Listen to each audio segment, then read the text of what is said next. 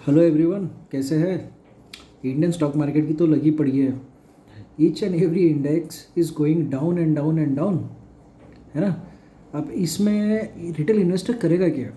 F करने जाएगा तो उस दिन एक्सपायरी के दिन मार्केट पूरा ऑल टाइम हाई चलने की तरफ चले जाता है।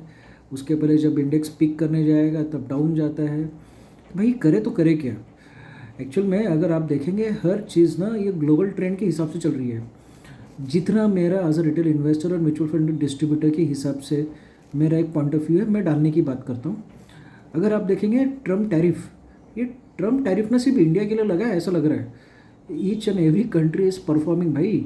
Each and every country has their own index which is performing in a brilliant manner. आप इंडिया छोड़ दें और बाकी कोई भी ग्लोबल कंपनी या ग्लोबल ट्रेंड को पकड़ ले, कंपनीज़ ने ज़बरदस्त परफॉर्म किया है। आप चाइना ले लो, रशिया ले लो, जापान ले लो, ब्राज़ील ले लो, अर्जेंटीना ले लो, आपको कौन सा इंडेक्स चाहिए, कौन सी कंपनी चाहिए, कौन सा ग्लोबल इंडेक्स चाहिए, कौन सी कंट्री चाहिए, सब ने अच्छा रिटर्न दिया है। भाई टैरिफ सिर्फ इंडिया को नहीं लग रहा, उसने ग्लोबल टैरिफ की बात की थी। We are missing that point. हम इंडियंस ही कुछ ज़्यादा ही तरीके से सीरियस ले रहे हैं, या इंडियंस की ही बहुत सीरियस तरीके से बजाई जा रही है एट अ प्रेजेंट लेवल। जब से ट्रम्प आया है तब से हमारे रिटर्न्स डाउन है, ये कोई बोल नहीं रहा। और all time down down down index अलग चल रहा है और लोगों के रिटेलर जो पोर्टफोलियोज है वो बहुत काफ़ी अलग चल रहे हैं, including the mutual fund investments. As a mutual fund distributor मैं देख रहा हूँ कंपनीज़ के क्वार्टरली रिजल्ट्स भले ही अच्छे आ रहे हो, मार्केट में उनके शेयर्स उतने बढ़िया परफॉर्म नहीं कर रहे। What's the reason? Everybody is thinking about the reason. तो इसके कुछ रीजंस मुझे लग रहे हैं, मैं बताना चाहूँगा। एक्चुअल में वी इंडियंस ना, we just run against tips, we just run for a tips. यानी हम लोग देखते हैं कि यहाँ पे भीड़ लगी है, हम लोग भीड़ में लग जाते हैं। अब हर कोई सिल्वर गोल्ड कर रहा है। Now each and everybody wants to buy silver gold. उन्होंने इक्विटी से पैसा निकाला और सिल्वर गोल्ड में डालना चालू कर दिया।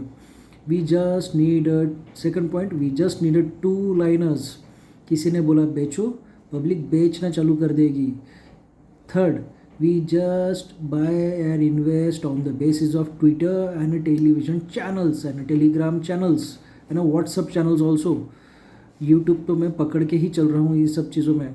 किसी ने कोई ज्ञान दे दिया, आप उसके ही भरोसे काम कर रहे हैं, आप आपका दिमाग ज़्यादा इस्तेमाल नहीं कर रहे हैं, ऐसा दिख रहा है।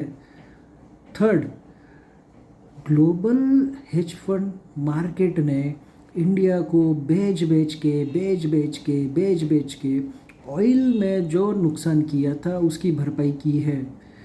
They use to hedge oil.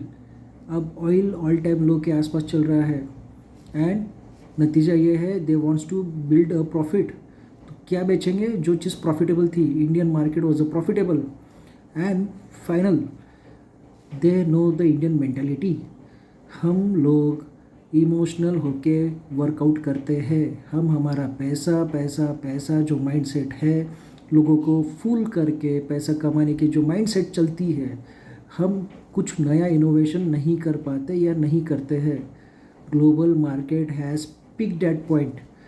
As a Indian investor we should learn our mistakes and start building our portfolio once again.